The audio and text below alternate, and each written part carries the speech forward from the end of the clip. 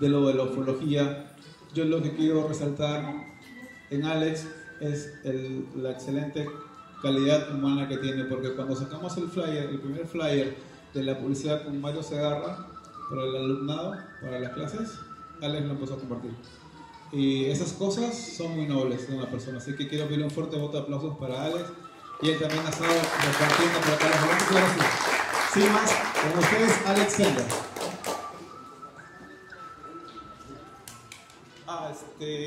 No sé cómo apagar la luz. No te dejo cómo apagar la luz, ¿eh? ¿Qué tal? Buenas noches. Quiero agradecer en primer lugar a Geuno, Marte Studios, por la oportunidad, así como a todos ustedes por estar presentes aquí y ahora. Bueno, les he traído hoy día mi conferencia Región Ica, Pasado y Futuro Extraterrestre. Yo soy nazqueño de nacimiento, he nacido en el lugar donde están las archiconocidas y famosas líneas de Nazca. Ya llevo 20 años investigando este tipo de temas, he escrito 2 libros. En los últimos 15 años me he enfrascado un poco a investigar el tema de los enigmas milenarios, ¿no? Que definitivamente va de la mano con el tema OVNI, pero he tratado de darle hincapié debido a que me di cuenta que dentro de mi región había una historia oculta, aún por descubrirse, y que creo que es una huella importante en la verdadera historia de la humanidad, así que creo que hay que prestarle mayor atención. Bueno, ya que hablamos de enigmas milenarios, hay que, quizás si me puedan apoyar un poco con el tema de la luz, porque eso no va a permitir ver correctamente las imágenes que les he traído. ¿Podrían apagar las luces, por favor? Sí. A ver, mientras tanto les voy contando un poco acerca de cuál es la visión que debemos de tener para obtener una mejor idea acerca de la historia. Hay una teoría que se conoce como teoría siluriana, ¿no? Que, bueno, en esta imagen se grafica un resumen acerca de esta teoría, ¿no? Hace miles de años atrás vemos una imagen en la parte superior cómo pudo haber sido este paisaje, ¿no? Con estructuras artificiales, ¿no? Incluso vemos ahí un objeto flotando en el cielo, ¿no? Una imagen podría considerarse quizás hasta en cierto punto de ciencia ficción, ¿no?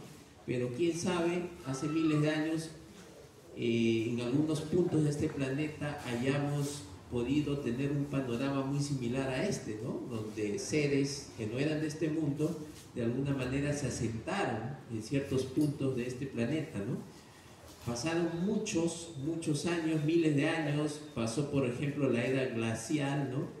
Hay que considerar que también hay terremotos, aludes, cambios geográficos, infinidad de eventos, incluso cataclísmicos, ¿no? Como por ejemplo el diluvio, ¿no? Por considerar algunos otros ejemplos, y definitivamente eso va a ocasionar cambios en ese paisaje, ¿no?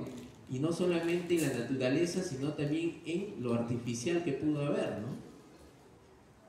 Y en la parte de abajo vemos, miles de años después, cómo quedaría en ruinas eso que alguna vez fue algo, una estructura, una ciudad o quizás una base, ¿no? De una civilización que no era de este mundo, ¿no? Vemos ahí simples como montículos, ¿no? Lo que era una estructura en forma hexagonal, ¿no? Queda como un simple cerro, ¿no? De eso más o menos trata la teoría siluriana, ¿no? ¿Por qué les he empezado un poco a explicar eso? Porque hay que tener, digamos, como acentuar nuestra visión para poder observar la historia como realmente fue. Hace unas décadas atrás, Teotihuacán, por darles un ejemplo, ¿no? Un sitio muy importante en México. Vean a la izquierda la imagen, ¿no? Vemos un simple monte, un cerro, ¿no? Cubierto con vegetación, y hoy en día vemos la estructura muy aproximadamente cómo realmente fue, ¿no? Luego del trabajo arqueológico, lógicamente, ¿no? La restauración, ¿no? Igual Machu Picchu, en 1915, y una foto actual, ¿no? Cómo se necesita ir escarbando, ¿no? Redescubriendo para poder ver el esplendor real que tuvo un lugar hace miles de años. No es sencillo, no es fácil. A veces eso se va perdiendo, ¿no? A través de los años. Otro ejemplo aquí en la costa norte del Perú, en la zona de Lambayeque. Vean estas estructuras que me parece corresponden a moche, ¿no? En la parte inferior, ¿no? Cómo está cubierto actualmente, y una ilustración de cómo pudo haber sido hace algunos cientos de años atrás, ¿no? Bien, esta es una imagen de la Antártida donde se dice pues que hay estructuras artificiales, ¿no? Que aún se mantienen ocultas, ¿no? En las tinieblas de la historia. Pudo haber habido una civilización en el pasado que hizo grandes construcciones, ¿no? Grandes maravillas en la Antártida, y actualmente se encuentran cubiertas, ¿no? Vemos esta imagen donde hay una pirámide, ¿no? En la Antártida, y en la parte de abajo un cerro, ¿no? Que asemeja mucho también a una pirámide, ¿no? O quizás sea una pirámide que está enterrada, ¿no? Caben las dos posibilidades. Hasta donde he podido averiguar de este lugar, en realidad sí existen vestigios arqueológicos que aún se encuentran enterrados. Como muestra un botón, como dicen, ¿no? Pero en realidad existen muchos más ejemplos dentro de mi región, como es en el desierto de Opucaje, un lugar muy enigmático donde se dan muchos avistamientos ovni, donde hay muchos vestigios aún por descubrirse. Vean estas formaciones piramidales, ¿no? Se ven claramente las estructuras del tipo escalonado, ¿no? Pirámides del tipo escalonado, ¿no? Nosotros estuvimos justo en esta zona hace más o menos un año atrás, ¿no? Fuimos a hacer una vigilia. Lo curioso es que cuando eran 11 de la noche más o menos, y estábamos con equipos especiales de visión nocturna, ¿no? Cámara infrarroja en la noche, oscuridad total, vimos cómo de estas pirámides empezó a emanar una especie de energía luminosa.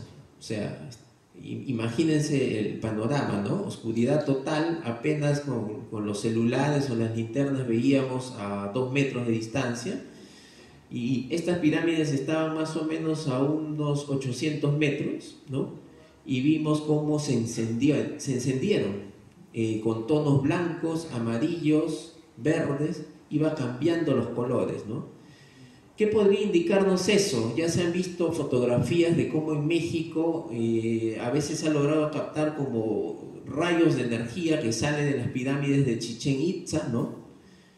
Y eso ha sido captado en fotografía. Aquí lo hemos grabado en video, cómo parece ser que en ciertos momentos estas formaciones también empiezan a emitir, a emanar energía, es decir, como si fuese un aura o un campo electromagnético.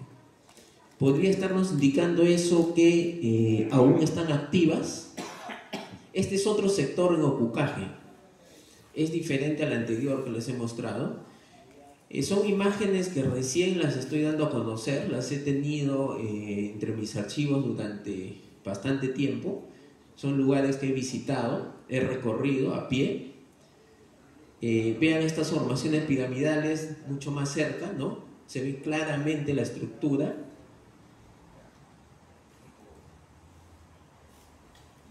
Aquí hay otra toma, ¿no? Desde otro sector. Incluso pareciera que son como especies de gemelos, ¿no? Muy similares una al lado del otro. Aquí vemos en este otro sector del desierto estas estructuras. A ver, les voy a apuntar con el láser para que lo tengan un poco más claro. Vean estas estructuras como plataformas que ven acá. Aquí hay otra. Aquí hay otras estructuras, parecieran pequeñas construcciones o edificios, ¿no? Esto debe medir más o menos unos 30 metros, quizás un poco más, ¿no? Para que se hagan una idea. Yo diría unos 50 metros, ¿no? Por aquí otras estructuras. Son lugares que están prácticamente enterrados por la arena, ¿no? Por el salitre que abunda en el desierto de Ocucaje, ¿no? Y que, bueno, yo también he analizado estos lugares a través de imágenes satelitales y realmente se observa que asemejan a ciudadelas o pequeños asentamientos, o como si hubiesen sido bases, ¿no? Este recorrido que les estoy mostrando, lo estoy tratando de ordenar de la manera cronológica más aproximada posible, ¿no? Esto de Ocucaje posiblemente haya sido antediluviano. O sea, estamos hablando de hace miles de años, ¿no? Ahora poco a poco vamos avanzando y les voy a ir mostrando vestigios un poco más cercanos a nuestra época, ¿no? En el Cerro Blanco posiblemente haya otro vestigio muy antiguo, ¿no? No sé, de los presentes, ¿quiénes conocen Nazca? ¿Han recorrido Nazca? ¿Quiénes han estado ahí? Más o menos la mitad, ¿ya? En Nazca el apu más importante, la montaña sagrada, ¿no? Es el Cerro Blanco, donde la cultura nazca hacía muchos rituales, ¿no? Uno va, sube Cerro Blanco, va a encontrar dispersos muchos objetos ritualísticos, ¿no? Cerámicas, ni qué decir, ¿no? Incluso actualmente también los chamanes, ¿no? Van a hacer rituales en Cerro Blanco, ¿no? Es un lugar mágico. Tengo información que hay portales dimensionales en Cerro Blanco, ¿no? Hay muchos avistamientos de ovnis, mucha gente en Nazca, locales, han tenido experiencias, ¿no? De avistamientos, ¿no? Objetos como Foo Fighters, esferas de fuego, ¿no? Han sido vistas sobre Cerro Blanco. Hay un arqueólogo, el amigo Urbano, muy conocido en Nazca, que también ha ido a realizar trabajo arqueológico a este lugar y ha sido testigo junto a otros ayudantes, ¿no? Como en el amanecer han visto objetos como pequeñas carpas de circo, pero totalmente plateadas, aterrizadas sobre Cerro Blanco, ¿no? Por dar un ejemplo de un caso un testimonio, ¿no? De un caso de aterrizaje, ¿no? Personalmente también he ido a Cerro Blanco, me he quedado ahí toda la noche también, incluso con otras personas, hemos tenido experiencias ahí. Se da este fenómeno, seguramente quizás algunos han tenido la experiencia, estas luminosidades que se encienden encima de donde tú estás, pero nunca ves la fuente, ¿no? Exacto, como flashes que iluminan todo el entorno, pero tú alzas la mirada inmediatamente y no encuentras de dónde vino, ¿no? Ese es un fenómeno muy, muy recurrente, muy común cuando estás arriba del Cerro Blanco, ¿no? Bueno, si uno va a Nazca se va a dar cuenta que la geografía es esta, ¿no? Es rocosa, tonalidades grises, ¿no? Hay muchos minerales, ¿no? Guijarros rojos en Nazca. Y en cambio Cerro Blanco es una duna de arena, ¿no? Es como si fuese un cerro artificial que ha sido puesto en una geografía que no corresponde a su naturaleza, a su composición, ¿no? Eso es algo que llama mucho la atención y hay gente que no es de Nazca y ha ido y inmediatamente se da cuenta de eso, ¿no? Bueno, también tiene su leyenda de la época inca, ¿no? Que está relacionado a un curaca Nazca, ¿no? Bueno, hay una larga historia detrás de Cerro Blanco, pero no me puedo seguir extendiendo por cuestión de tiempo.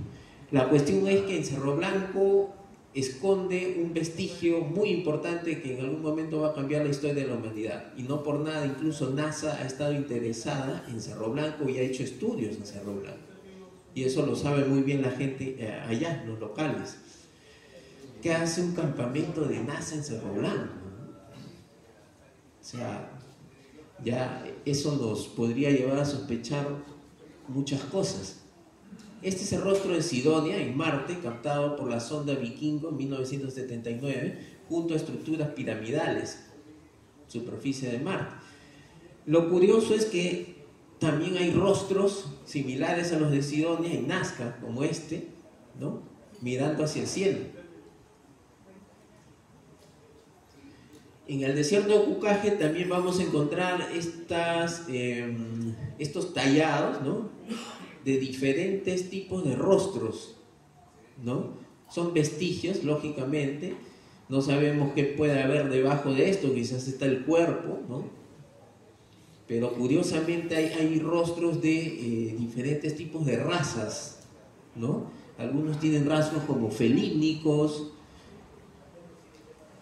y otros tipos de rasgos faciales, ¿no? Hasta el momento les he mostrado un poquito lo que podría corresponder a la época antediluviana, pero estos grabados en roca, los petroglifos, posiblemente ya tengan hace unos 10.000 años antes de Cristo, ¿no? Posiblemente sea justo después de la época del diluvio, ¿no? En Chichictala, por ejemplo, en Palpa, vemos estas representaciones como los seres tridáctilos también. En Palpa, en otro sector, que es Río Grande, vemos otros seres también, ¿no? Hay algunos como especies de robots, también están grabados de hace unos 10.000 años atrás. En Chincha, en Huancor, también vemos estos seres vestidos con trajes, con escafandras, ¿no? Y también tienen 3 dedos, curiosamente, ¿no? Hay muchas representaciones de seres con 3 dedos, no solo en Nazca, en Ica, sino en todo el Perú. Eso no es casual. El candelabro de Paracas, bueno, se podría hablar mucho de esto, ¿no? Aquí solamente estoy haciendo un breve resumen, ¿no? De hecho, que tengo que considerarlo. Es muy posible que este geoglifo sea una figura primigenia que estaba señalizando un lugar sagrado, lo que iba a ser todo este asentamiento de Nazca y Paracas años después, ¿no? Ya en la doctrina teosófica, por ejemplo, de Madame Blavatsky, se menciona en un candelabro en los Andes. ¿Se estaría refiriendo a esta figura? ¿No? Ahora, hay muchas funciones que podría tener, ¿no? Se habla de la función astronómica, función aeronáutica, ¿no? Y también, como les mencioné, de señalizar un lugar sagrado, ¿no? Que lo mencionan como centro original. Bueno, los cráneos alargados Paracas es un tema muy conocido, ¿no? Estos habitantes que habían antiguamente en esta zona de la península y alrededores de Paracas, lo que actualmente es Pisco, ¿no?, parte de Ica también, tenían esta característica extraña forma de las cabezas, ¿no? Le llaman cráneos alargados, pero yo diría más bien, no es la palabra correcta decirle alargado. Sí, bueno, en muchos casos sí, porque ha sido una técnica que el pueblo parece ser que practicaba para imitar a una divinidad o a una jerarquía, pero no todos los cráneos son alargados. Hay cráneos que son largos por naturaleza propia, es decir, originalmente eran así, ¿no? Hay que saber diferenciar. Yo diría que un 90 o 95% sí eran alargados, pero hay un pequeño porcentaje de un 5%, quizás menos, que son cráneos genuinos, que ya tenían esa forma y posiblemente hayan sido las altas jerarquías del lugar, ¿no? ¿Qué características ha podido detectar de estos cráneos originales que parecen no encajar con los cráneos humanos normales? Por ejemplo, está la ausencia de la sutura sagital, ¿no? No tienen sutura sagital que divide en 2 parietales como un cráneo humano normal, y esa ausencia de sutura sagital hace que tengan solamente un parietal, ¿no? También el agujero magno, que está en la base del cráneo, está mucho más atrás de la posición normal que un cráneo humano, ¿no? También tiene un mayor peso y un mayor volumen, ¿no? O sea, la técnica de deformación de cráneos deforma el cráneo, pero no podría aumentar el volumen, ¿no? Y se ha visto que el volumen es muy superior al normal, en más de un 50%. Incluso se han encontrado cráneos como este que vemos aquí, que es de un pequeño bebé que ya tenía la forma totalmente larga del cráneo, cónica, ¿no? Es decir, este bebé nació con estas características, no es que se lo deformaron, porque la deformación, ojo, demora muchos años en adquirir esa forma. En cambio, este bebé en apenas unas pocas semanas ya tenía la forma. eso nos estaría indicando que efectivamente era su forma original, ¿no? Esto fue encontrado entre Pisco y Chincha por un investigador local, que en paz descanse, don Juan Navarro Hierro, ¿no? Bueno, eso con respecto a Paracas, y luego ya entramos un poco al límite entre Paracas y Nazca. Entonces, estamos hablando más o menos el año 200 antes de Cristo, más o menos esa época. Vemos geoglifos como el famoso astronauta saludando al cielo, ¿no? Que está ubicado en la pampa de Nazca, pero es procedencia de la cultura Paracas. Algunos dicen que en realidad Paracas y Nazca no debería de diferenciarse tanto, que en realidad era una misma cultura, hay esa versión también. Bueno, ya son cuestiones, digamos, arqueológicas, ¿no? Vemos, por ejemplo, otros geoglifos, como el gigante de Ocucaje también. Vean esta figura, aquí se ve como un rostro de un felino, unas piernas, ¿no? Acá ya hay un cóndor de 120 metros. Estas figuras son del tamaño de campos de fútbol, para que se hagan una idea, o sea, no estamos hablando de modelos pequeños. A ver, la figura anterior, gracias a investigaciones recientes, ¿no?, del investigador Manuel Teirac, francés, ha reconstruido este geoglifo, y vean lo que se logró conseguir a través de la técnica de restauración de píxeles. Esto es lo que se logró conseguir. En realidad el geoglifo estaba incompleto, ¿no? Aquí se ve la forma de la cabeza de este personaje que está sosteniendo un pequeño felino. Llama mucho la atención el tamaño tan descomunal, ¿no?, de esta cabeza y los rasgos faciales de este ser.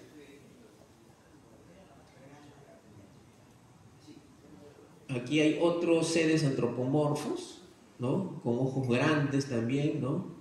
Posiblemente eran características físicas o quizás una manera de representar facultades especiales que tenían, ¿no?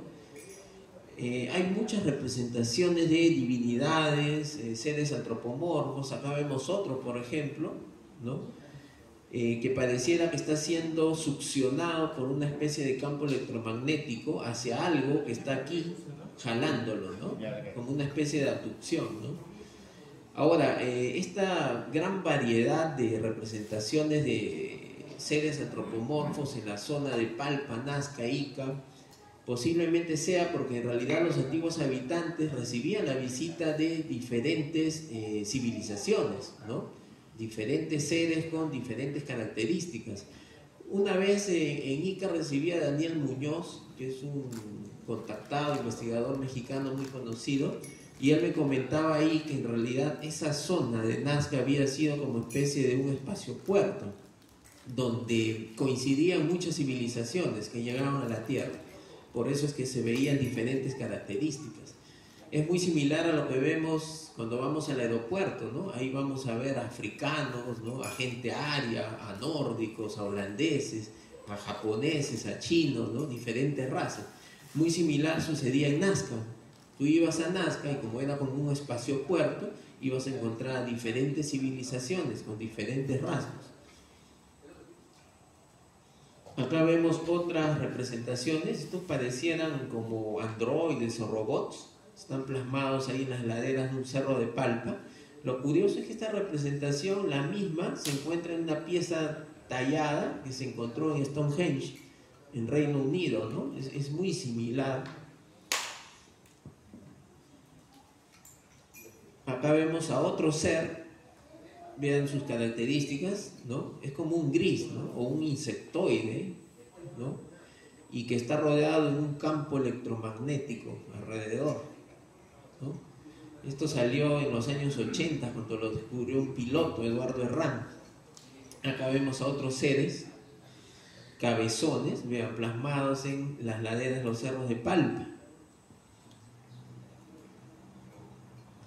Bueno, hablar de líneas de Nazca es un tema que podría dedicar una conferencia de 1 hora y media solamente a hablar del origen, finalidad, propósito, cómo fueron hechos, teorías y todo lo demás, pero no es el tema central. De todas formas lo traigo a colación por la importancia y porque ya vamos avanzando en el tiempo. Aquí ya estamos en el año 0 a 400 después de Cristo, que es el tiempo en que arqueológicamente se le ha datado a las líneas de Nazca, ¿no? Líneas de Nazca en realidad se llama porque lo que más hay son líneas rectas, se cuentan por miles.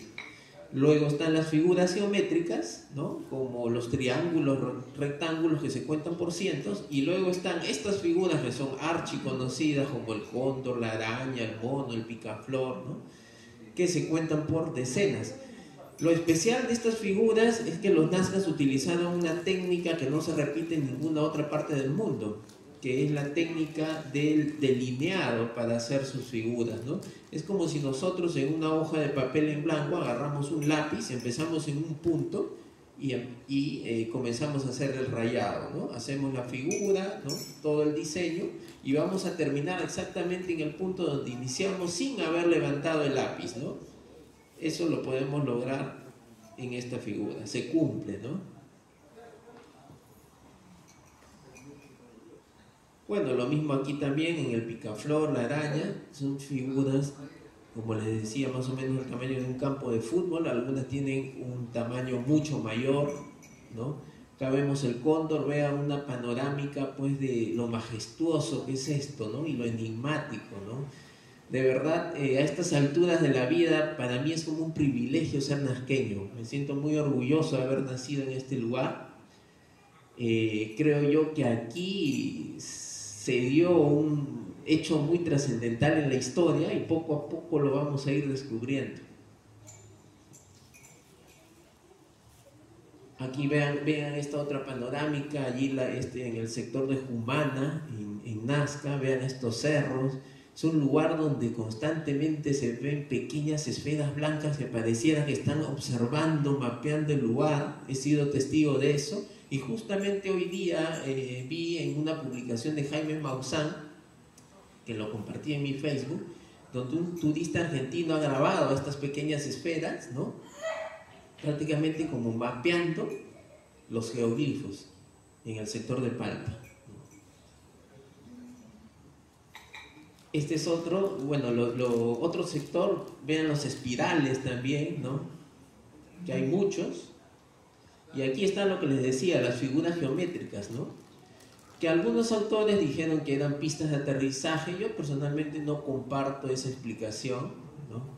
En realidad tenían otra función, que es la de la teoría del mayor plano de coordenadas del mundo, pero no es el tema de la exposición.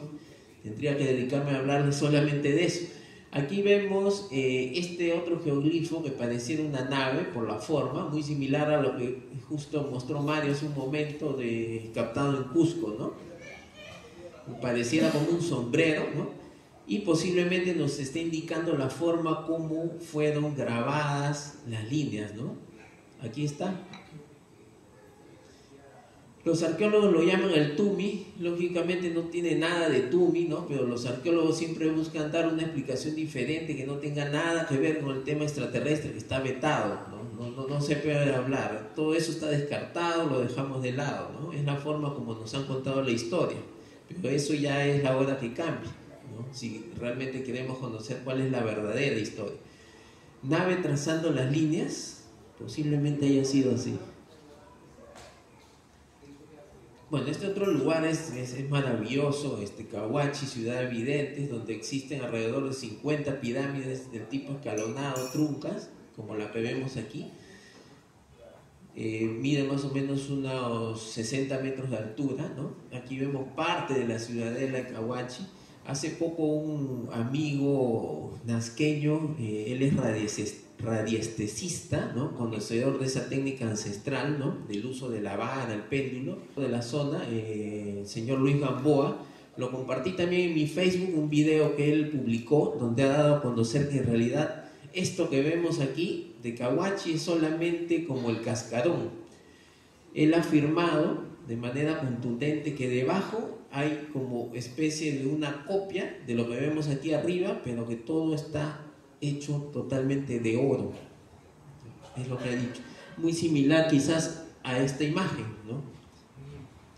Este sería realmente Cahuachi, si estuviera desenterrado a un 100%, ¿no? Pirámides, callejuelas y diferentes estructuras, sin mencionar los pasadizos o cuestiones que puedan haber dentro, ¿no? Es muy sospechoso que las fundaciones, las misiones arqueológicas se hacen con total reserva en este lugar, ¿no? O sea, no permiten que nadie más entre, y muchas veces cuando los ayudantes encuentran algo por ahí importante, simplemente ese punto queda señalizado, los ayudantes se van y en la noche llega la gente más cercana al líder de la expedición y se lleva lo que hay allí, ¿no? O sea, el trabajo lo ocultan, lo más importante permanece oculto, no lo dan a conocer. Y en el caso de Nazca, por ejemplo, quien ha realizado estos trabajos es con el apoyo de una fundación italiana que al parecer tiene nexos con el Vaticano. O sea, es muy sospechoso el asunto. Bueno, los cerros cortados en Palpa es otro gran enigma, ¿no? Estos cerros, cómo fueron rebanados, ¿no? Se crearon estas mesetas, estas planicies artificiales, donde también se diseñaron geoglifos, ¿no? Líneas, ¿no? Como en este otro ejemplo, lo vamos a tener un poco más claro, el cerro rebanado, ¿no? O sea, el pico, el material, las rocas, la tierra desapareció, se creó esta meseta y allí trazaron geoglifos, ¿no? Yo lo veo algo así como que, ¿por qué hicieron esto? Porque había la necesidad de, justo en esa coordenada, plasmar ese geoglifo, y como no había la superficie llana, pues tuvieron que crearla, ¿no? Pero era necesario que sea justo en esas coordenadas, ¿no? Y eso tiene que ver con la teoría del mayor plano de coordenadas, ¿no? Que en realidad viene a ser un sistema geodésico, ¿no? del planeta Tierra. Pero bueno, la huella de la serpiente es otro gran enigma en Pisco. Vean estos agujeros a ras del suelo, que miden más o menos 80 hasta 2 metros de diámetro. Si lo vemos desde arriba, vemos esto, ¿no?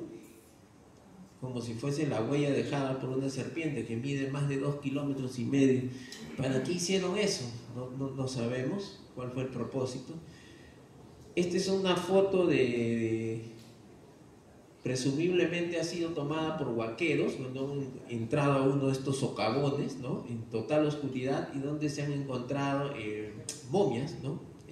Envueltas como en faros, ¿no? Vean las características, los cráneos largos, ¿no? Vean estos otros cráneos muy extraños que también han sido encontrados en la zona de Nazca. Las características anatómicas, el cráneo de la cabeza es algo muy, muy extraño. Algunos dicen son deformidades, ¿no? Que pueden ser fallas genéticas, pero cuando se trata de deformidades se pierde la simetría, la anatomía pierde su armonía, y en este caso no lo vemos así, es como que es algo original simplemente. Este es otro bebé momificado de 6 dedos, vean sus pies, tiene 6 dedos. Cabellos rojos, ¿no? Que también fue encontrado en la zona de Nazca. Esta foto fue cortesía del licenciado César Soriano. Y este es un cuerpo de un ser tridáctilo, ¿no? Que me pasaron la información por unos turistas belgas que llegaron a Ica de visita, y por ahí alguien me hizo el nexo, ¿no? Con estas personas. Lo que nos contaron fue que en un museo privado de Bélgica había este cuerpo, que había llegado desde el Perú hace más o menos unos 15 años atrás. O sea, este tipo de cuerpos de seres de 3 dedos ya estaban saliendo del Perú hace mucho tiempo atrás. No es de hace 5 años o 6 años que se dio la noticia del hallazgo de las momias tridáctilas de 3 dedos, ¿no? Sino que esto viene de mucho tiempo atrás, ¿no? Y es más, tengo información de casos de hace 30 años atrás, 40 años atrás, donde ya se estaban descubriendo este tipo de cuerpos. Ahora, que el Ministerio de Cultura no haya sabido de eso, lo dudo mucho. Yo creo que sabía de eso, pero no nos lo decía. Bueno, rápidamente un resumen de casos, porque han habido muchos casos de encuentros cercanos en la zona de Nazca. Esto, por ejemplo, es en Pozo Santo, que es un sitio caliente, como se dice en ufología, donde se ven muchos avistamientos, y también han sido reportados seres gigantes como estos, ¿no? En la carretera panamericana.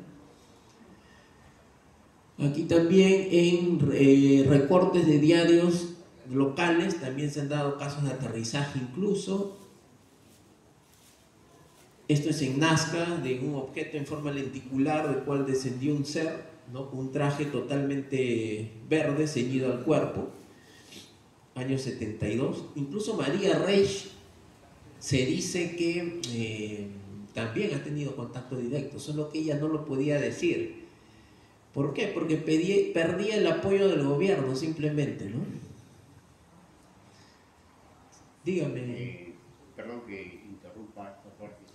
Hablando de María Reich, yo entrevisté a María Reich en Nazca, cuando fuimos con el grupo, no, perdón, acá en Lima, en lo que antes era el Museo de la Nación. Y justamente yo le pregunté sobre el tema OVNI, el tema extraterrestre, y ella en su lenguaje poco claro en español me refería tajantemente que no, ella no tocaba el tema, no, su investigación, sus estudios no apuntaban a eso, sino simplemente y totalmente era de corte matemático, astronómico. Entonces yo insistí en las preguntas y ella nunca se dio siquiera un ápice de poder asentar el tema extraterrestre en sus estudios y en el lugar, ¿no? Eso como acotación y reafirmación de lo que dice. Sí, sí, es verdad, ella abiertamente no lo decía, pero en Nazca ella tenía amigos muy cercanos, gente con quien tenía absoluta confianza, y dentro de esa intimidad ella sí lo contaba, cosa que si le daban un micrófono no lo iba a decir, nunca lo dijo. Es como que ella de algún modo pues se sintió restringida a hablar de esas cosas porque sabía que iba a... Porque ella luego empezó a tener apoyo de la Fuerza Aérea, ¿no?, del INC en ese tiempo, y no quería perder eso porque dentro de sus estudios necesitaba ese apoyo. Es decir, trabajó de manera condicionada, por decirlo de la manera más exacta. En mi libro, Los 33, que he traído algunos ejemplares, he narrado con todos los detalles los casos que les estoy mostrando aquí. Hay muchos casos en Ica, locales, ¿no? Apariciones de seres nórdicos también en el desierto de Paracas, por ejemplo. Los lugareños de Pucaje encontrándose con entidades de cabezas cónicas en medio de la noche, también han habido casos, y los tengo narrados ahí tal como me los contaron los testigos, ¿no? En la zona de la península de Paracas también se han visto avistamientos de objetos captados por los aviones comerciales que pasan por esa zona. En la Huacachina, en Palpa, avistamientos relacionados al terremoto que tuvimos en el 2007, apariciones también de personajes gigantes que dentro de sus mensajes anunciaron días previos al terremoto del 2007. Todos estos casos los tengo en mi libro. El caso de Klaus Honniger también, que se encontró con entidades de extremidades muy largas y cabezas largas en el desierto de Pucaje. Bueno, es una foto de un campamento que hicimos en Pucaje, de uno de los objetos pulsantes, luminosos que apareció en la noche. En las playas de Paracas también, como en Mendieta, objetos con gran cantidad de luces. Esta foto es en Palpa. Bueno, ya como estoy terminando, voy a pasar esto para los 5 minutos que me faltan hablarles un poquito acerca del caso de las momias tridáctilas, porque creo que esto va a revolucionar todo. Quizás sea la punta del iceberg, pero es muy importante este caso y está siendo sometido a un ataque incesante de los detractores, de estos personajes oscuros encabezados por el Ministerio de Cultura que no quieren que se sepa la verdad, ¿no? Actualmente el propio gobierno que tenemos es el principal enemigo de este caso, porque están lanzando dardos, ¿no? Están lanzándole barro para tratar de ocultarlo y desacreditarlo. Esta es una imagen de la momia María y esta es de la presentación que se hizo en el Congreso de México. Gracias a Jaime Maussan es que el caso está cada vez cobrando más fuerza. Yo creo que si Jaime Maussan no se hubiera involucrado, el caso hubiese quedado quizás ahí, ¿no?, enterrado, como muchos otros hallazgos que se han ido dando en años anteriores, pero que Los que no quieren que sepamos la verdadera historia lo mantienen oculto, ¿no? A ver, seguimos avanzando. Bueno, algunas características de estos seres pequeños, porque ojo, en este caso de las momias tridáctilas de Nazca no se trata de un solo tipo de ser. Hasta el momento se tiene conocimiento de por lo menos 7 especímenes diferentes, ¿no? La primera imagen de la momia María, ese es uno, pero también tenemos estos seres pequeños que miden solo 60 centímetros de rasgos reptiloides, ¿no? Aquí vemos al doctor Zúñiga, que es un catedrático de la Universidad de Ica que encabeza las investigaciones. Este es uno de los radiólogos más importantes que tiene Ica, el doctor Mendoza. Él ya es veterano, ¿no? Y también se ha involucrado en la investigación, ¿no? O sea, son gente capacitada, ¿no? Conocedora dentro de su especialidad, ¿no? Que se han ido sumando a la investigación, porque en este hallazgo de las momias no solamente tienen que ver arqueólogos, hay muchas especialidades y subespecialidades que tienen que ver, los biólogos, los médicos, los forenses, tienen que ver los antropólogos, incluso los genetistas, los biólogos, etc. Hay muchas especialidades que tienen que unirse para ir descubriendo la verdad. Esas son otras tomas, por ejemplo, de la Universidad de Ica, un corte tomográfico de uno de los cuerpos, vemos en la parte de abajo, ¿no? Se les ha hecho, sí, ese de 60 centímetros.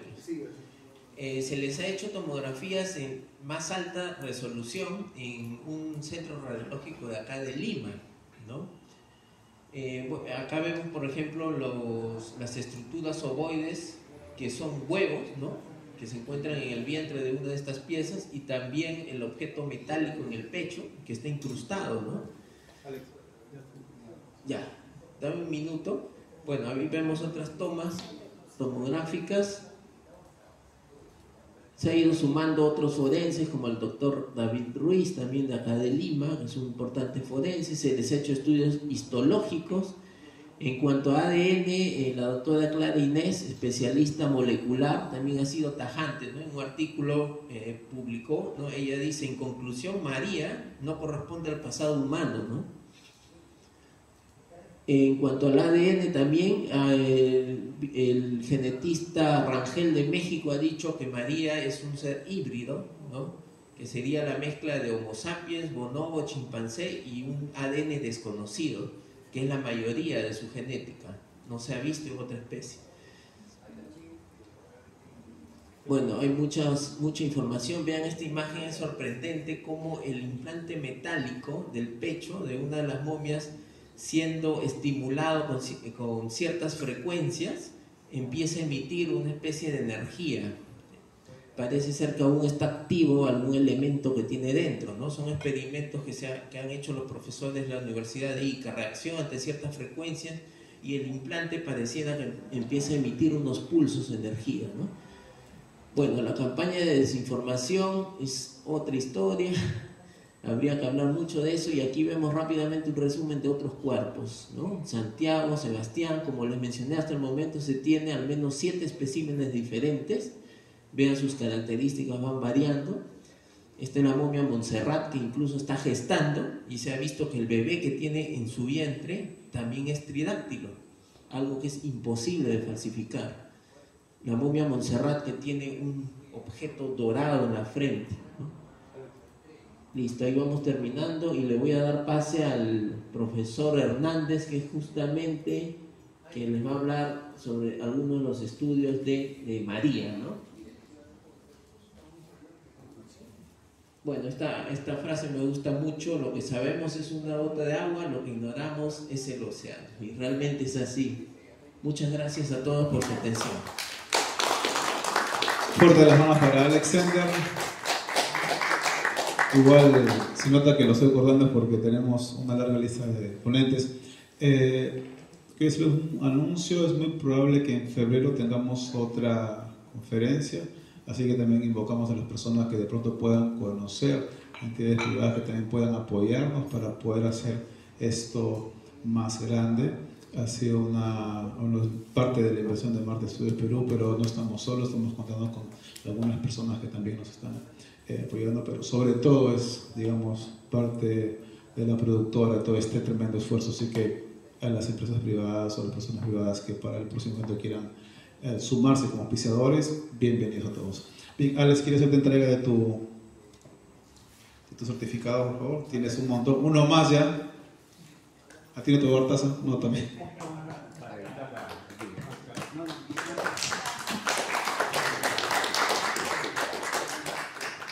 Y acá está la tacita también para Alexander, para que tome su café ahí con las momias,